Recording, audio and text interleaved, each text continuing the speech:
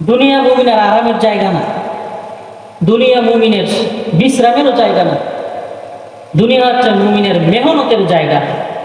মুমিন যত মেহনত করবে তত কত কবরে সে বিশ্রাম নেবে, আর জান্নাতে সে চিরস্থায়ী আরাম করবে। সম্মানিত হাজিরিন, এই জন্য কখনো কখনো মেহনত করতে গেলে শরীর দুর্বল হয়ে যায়। আল্লাহ পাকের গোলামি করতে গিয়ে কখনো কখনো শরীর দুর্বল হয়ে যায়। আপনি যদি খাবার না খান তাহলে আপনার শরীর অসুস্থ হয়ে যাবে। অসুস্থ করার হইলে আপনাকে আবার চিকিৎসা করতে হবে। চিকিৎসা করার জন্য আপনাকে যেতে হয় ডাক্তারের কাছে। এই জন্য ওলামায়ে কেরামগণ বলছেন, আল্লাহ পাক রব্বুল আলামিন একজন মানুষকে দুইটা জিনিস দিয়ে বানাইছেন। একটা নাম হচ্ছে তার শরীর, আরেকটা হচ্ছে তার আত্মা, রূহ। একজন মানুষকে তখনই মানুষ বলা হবে যখন ওই মানুষের মধ্যে শরীর এবং রূহ, তার আত্মা দুইটার সমন্বয় হবে।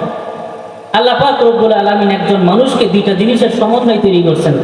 একটার নাম হচ্ছে রূহ, আরেকটার নাম হচ্ছে শরীর।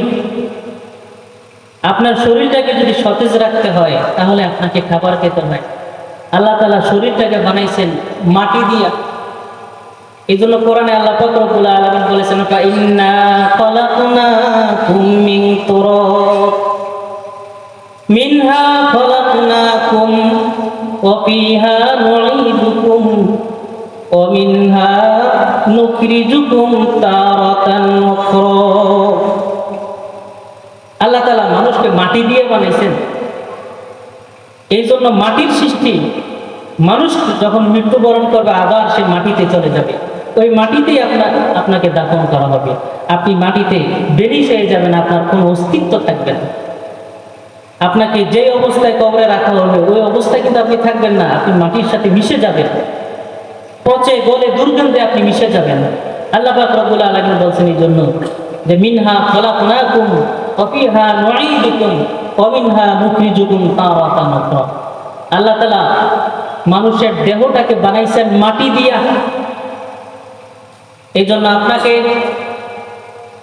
আপনার এই মাটির তৈরি এই জিসমটাকে, এই শরীরটাকে যদি আপনাকে সতেজ রাখতে হয় তাহলে মাটির তৈরি আপনাকে খাবার খেতে হয়। পৃথিবীতে আল্লাহ পাক রব্বুল আলামিন মানুষের জন্য যে সমস্ত খাদ্য আল্লাহ তাআলা সৃষ্টি করেছেন এই সমস্ত খাদ্য মাটি থেকে তৈরি। এই জন্য মাটির তৈরি যে মানুষ, ওই শরীরকে যদি আপনাকে সতেজ রাখতে হয় তাহলে মাটির তৈরি খাবার খেতে হয়। মাটির তৈরি খাবার যদি আপনি না খান তাহলে আপনার শরীর সতেজ থাকবে না, শরীর অসুস্থ হয়ে যাবে। কিন্তু আল্লাহ পাক রব্বুল আলামিন আপনার শরীরের মধ্যে যে একটা রূহ দিয়েছেন, ওই রূহটা কিন্তু আল্লাহ তাআলা মাটি দিয়ে বানান নাই। আল্লাহ পাক রব্বুল আলামিন কোরআনের মধ্যে বলছেন, ওয়ায়াসআলুনাকা আনির রূহ কুলির রূহু মিন আমরি রাব্বি। হে রাসূল, ইহুদিরা আপনাকে জিজ্ঞাসা করে, প্রশ্ন করে। রাসূলুল্লাহকে ইহুদিরা উদ্ভট প্রশ্ন করত। তার মধ্যে একটা প্রশ্ন হচ্ছে, হে রাসূল, রূহ এটা কি জিনিস? আমরা তো জানি, আমরা দেখতেছি যে মানুষ, আমাদের হালতটা দেখা যায় কিন্তু রূহ তো দেখা যায় না। একটু বলবেন রূহের হাকিকতটা কি?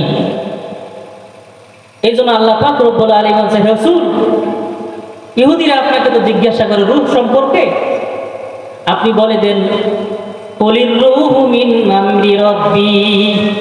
রূহ এটা আল্লাহ তাআলার পক্ষ থেকে একটা আদেশ, আল্লাহ তাআলার পক্ষ থেকে একটা হুকুম, আল্লাহ তাআলার পক্ষ থেকে একটা বিধান। রূহের কোনো আকৃতি নাই, আত্মার কোনো আকৃতি নাই। আমাদের শরীরের যেমন একটা আকৃতি আছে, রূহের কোনো আকৃতি নাই। রূহ এটা আল্লাহ তাআলার পক্ষ থেকে এটা একটা আদেশ। একজন মায়ের পেটে, গর্ভবতী মায়ের পেটে যখন সন্তানটা 4 মাস বয়স হয়ে যায়, 120 দিন যখন হয়, পরিপূর্ণ একটা দেহ যখন তার তৈরি হয়, তখন আল্লাহ পাক রব্বুল আলামিন ফেরেশতার মাধ্যমে ওই রূহটাকে ফুৎকার দিয়ে দেন। এই জন্য বলছেন কুলির রূহু মিন আমরি রাব্বি ওয়া মা উতিতুম মিনাল ইলমি ইল্লা কলিলা। সম্মানিত হাজিরিন, মাটির তৈরি দেহকে যদি সতেজ রাখতে হয়, মাটির তৈরি জিনিস খেতে হয়, মাটির তৈরি খাবার খেতে হয়। যেহেতু রূহ আত্মাটা আসছে আরশে আজিম থেকে, আল্লাহ পাক রব্বুল আলামিনের পক্ষ থেকে সরাসরি এসেছে।